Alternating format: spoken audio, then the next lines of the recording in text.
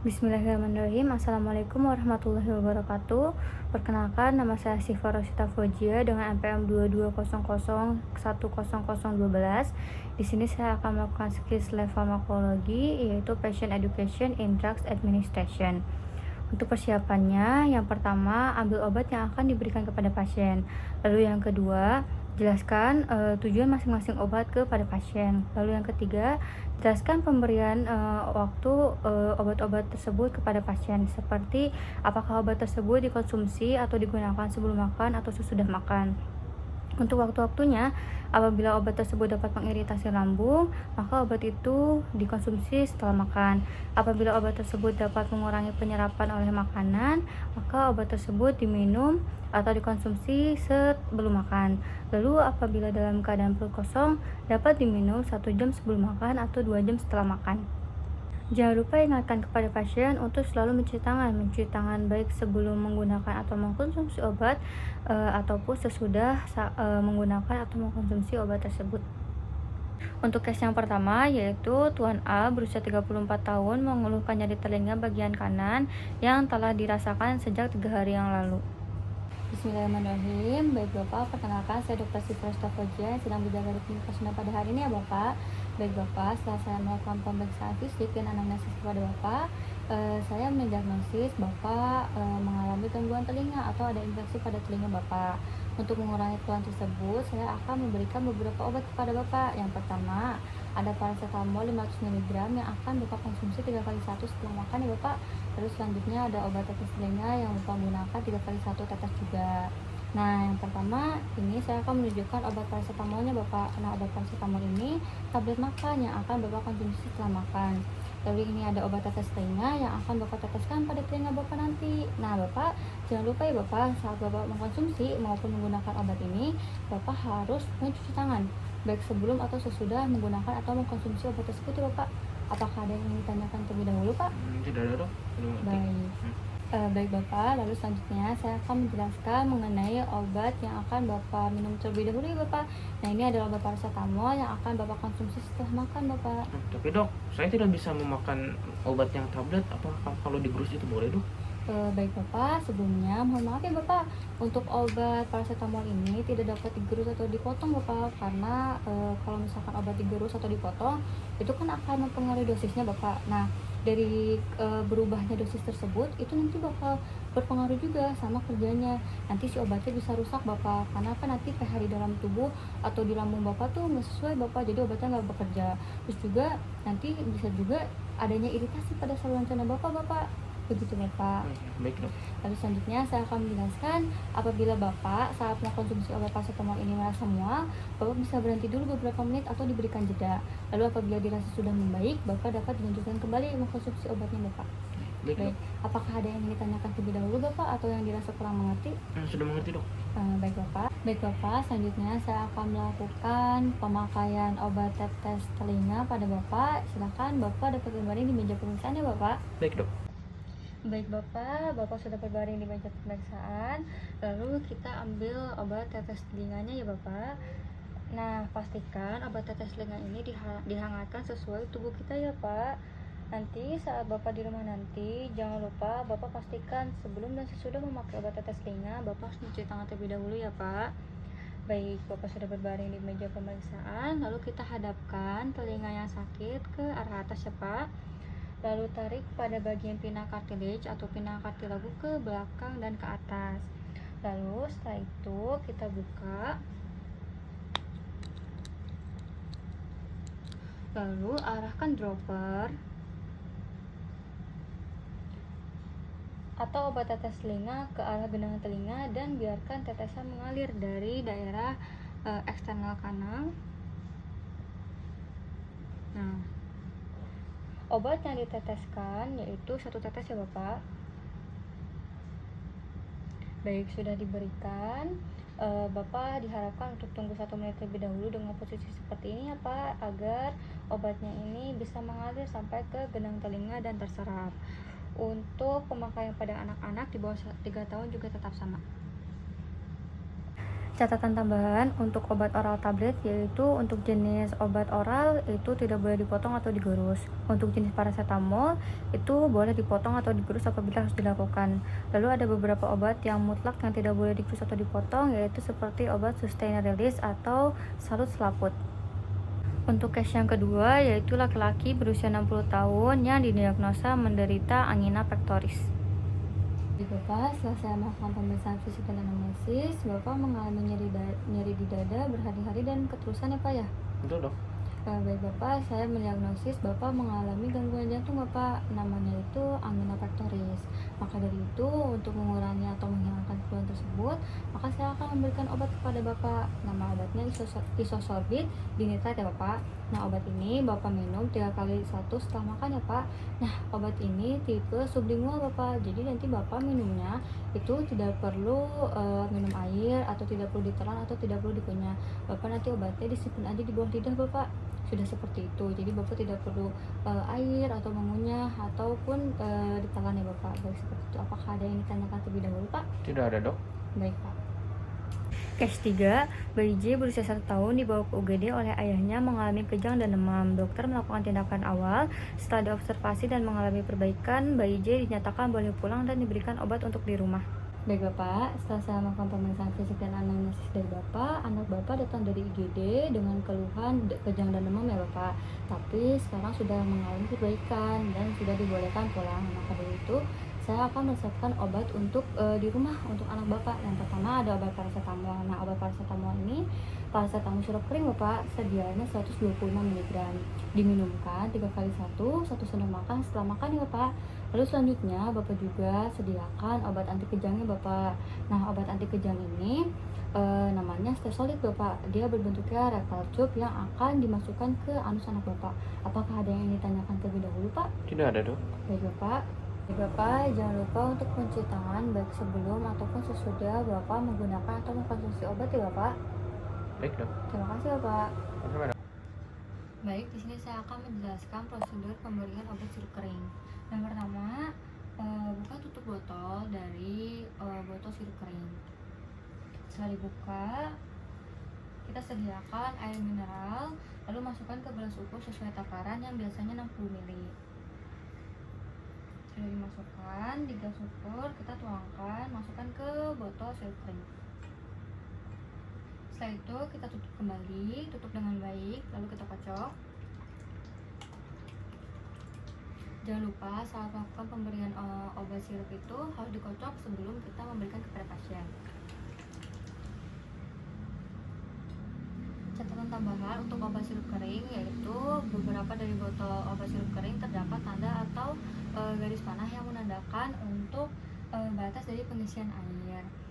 Beberapa dari botol tersebut kita dapat melihatnya dari label yang dimana ada catatan cara pembuatan suspensi yang tertera pada botol yang menandakan bahwa itu adalah garis dari pengisian air di botol sirup kering. Baik, selanjutnya di sini saya akan menjelaskan prosedur pemberian obat Stesolid rectal tube. Yang pertama, baringkan anak pada meja pemeriksaan.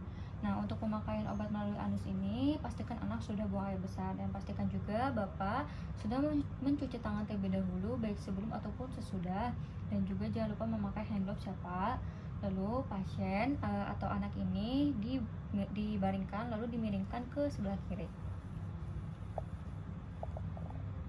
Dan pasien bernapas melalui mulut untuk mengendurkan sphincter dan agar pasien rileks. Lalu buka segel dan atau tutup dari rectal tube ini. Lalu lumuri bagian luar pipa applicator dengan krim atau cairan rectal tube ini. Kita tekan terlebih dahulu sampai cairannya keluar, kita lumuri. Lalu setelah itu masukkan pipa applicator ini ke dalam rektum. Nah, untuk anak di bawah 3 tahun masukkan hanya setengah dari pipa applicator ini.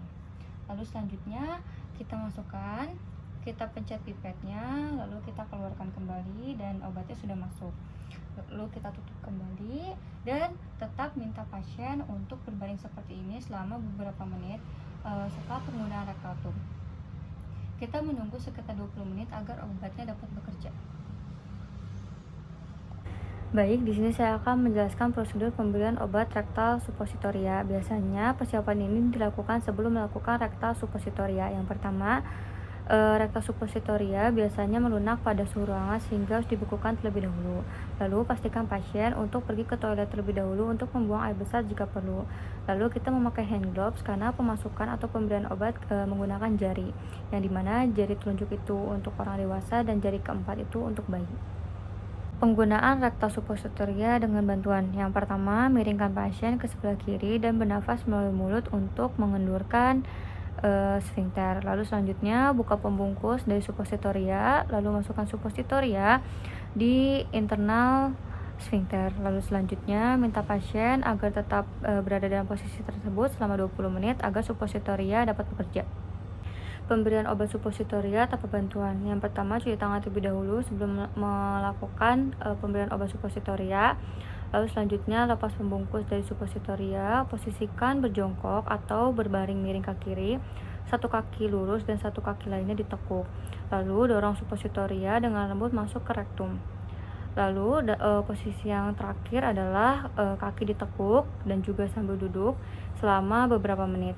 Cegah buang air besar setidaknya selama 1 jam, dan juga apabila memakai obat pencahar diperbolehkan untuk buang air besar. Lalu jangan lupa untuk mencuci tangan kembali.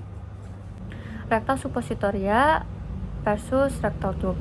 Pada kasus sebelumnya yang dialami oleh bayi J menggunakan rectal tube. Lalu pada kasus kejang, pasien harus segera diberi obat tanpa harus menunggu BAB dan juga tidak perlu memakai hand gloves. Jika menggunakan suppositoria, diharuskan memakai hand gloves karena jarinya akan masuk ke anus. Case 4. Tuan A, berusia 36 tahun, datang berobat, didiagnosa mengidap asma bronkial dan rinitis alergika. Baik Bapak, setelah saya melakukan pemeriksaan fisik dan anamnesis, saya mendiagnosis Bapak mengidap asma bronkial dan rinitis alergika ya Bapak. Maka dari itu, saya akan memberikan beberapa obat kepada Bapak. Yang pertama ini ada Ventolin inhaler ya Bapak. Ventolin inhaler ini digunakan untuk mengurangi sesak nafas di Bapak. Nah, Ventolin inhaler ini digunakannya setiap Bapak merasakan sesak 2 kali sesak ya Bapak. Lalu selanjutnya untuk rinitis alergikanya atau hidung Bapak tersumbat, ini Bapak teteskan 3 kali 1 tetes sehari ya Bapak, diteteskan pada tiap lubang hidung Bapak. Nah, apakah ada yang ingin ditanyakan terlebih dahulu Pak? Tidak ada, Dok. Baik Pak. Baik Bapak, selanjutnya saya akan menjelaskan pemakaian obat Ventolin inhaler dan obat tetes hidung. Apakah Bapak bersedia? Bersedia, Dok. Baik Bapak. Baik Bapak, Bapak diharuskan batuk untuk mengeluarkan dahak sebanyak mungkin terlebih dahulu ya Bapak. Baik, selanjutnya Bapak dapat mengkocok aerosol sebelum digunakan. Baik, pegang aerosol seperti yang ditunjukkan dalam petunjuk ya Pak. Baik, buang nafas perlahan untuk mengosongkan paru-paru. Tempatkan bibir menempel pada mouthpiece-nya. Tarik nafas dalam-dalam melalui mulut dan sekaligus menekan bulb aerosol. Tahan napas selama 3-4 detik dengan inspirasi penuh, lalu buang napas perlahan melalui hidung. Tunggu setengah hingga 1 menit untuk penghirupan berikutnya jika perlu. Baik, selanjutnya saya akan menjelaskan penggunaan obat tetes hidung. Yang dimana yang pertama, siapkan tisu di rumah ya Pak untuk membersihkan tetesannya. Pastikan sudah mengeluarkan lendir-lendir dalam hidung. Pastikan kepala Bapak dalam keadaan hyperekstensi, di mana di bagian tekuk ada yang mengganjalnya. Lalu kita buka tutup botol dari obat tetes hidung. Lalu teteskan sesuai dosis yang diberikan. Jangan lupa hindari menyentuh lubang hidung bagian luar dengan dropper atau pipet karena dapat menyebabkan bersin. Kita teteskan. Lalu setelah itu menunggu sekitar 1-2 menit sampai obatnya terserap dengan posisi yang sama. Lalu tutup kembali. Case 5. Tuan A berusia 45 tahun datang ke klinik dengan keluhan kedua matanya merah. Dokter mendiagnosa Tuan A mengidap konjungtivitas. Setelah saya melakukan anamnesis dan pemeriksaan fisik, saya diagnosis Bapak menderita konjungtivitas akut ya Bapak, yang dimana keluhan tersebut saya akan memberikan obat tetes mata yang namanya Reko. Kebetulan karena kedua mata Bapak yang sakit, sehingga diberikan 3 kali 1 tetes sehari pada setiap mata Bapak yang sakit itu Bapak. Apakah ada yang ingin ditanyakan terlebih dahulu Pak? Tidak ada, Dok. Baik Bapak. Baik, selanjutnya saya akan memberikan contoh bagaimana cara penggunaan obat tetes mata. Apakah Bapak bersedia? Bersedia, Dok. Baik Bapak. Baik Bapak, selanjutnya di sini saya akan menjelaskan prosedur penggunaan obat tetes mata. Pastikan Bapak nanti di rumah sebelum atau sesudah menggunakan obat tetes mata ini selalu mencuci tangan ya Pak. Lalu selanjutnya Bapak dapat berbaring atau duduk dengan kepala dimiringkan ke belakang atau menengadah. Punten ya Pak. Baik, selanjutnya saya akan membersihkan area sekitar mata Bapak dengan kapas yang sudah dibersihkan dengan air hangat. Bersihkan kelopak mata dan juga bulu mata pada pasien.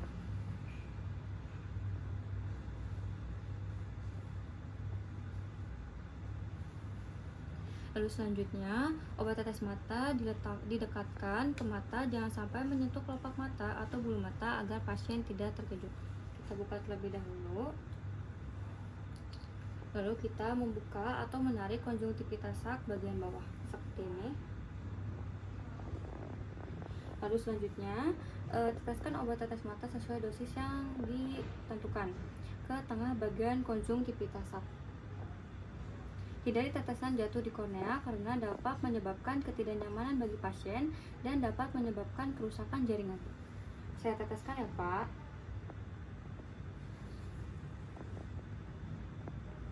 Baik, Bapak dipersilakan untuk tutup mata kira-kira sekitar 1 menit setelah pemberian obat agar dapat meresap.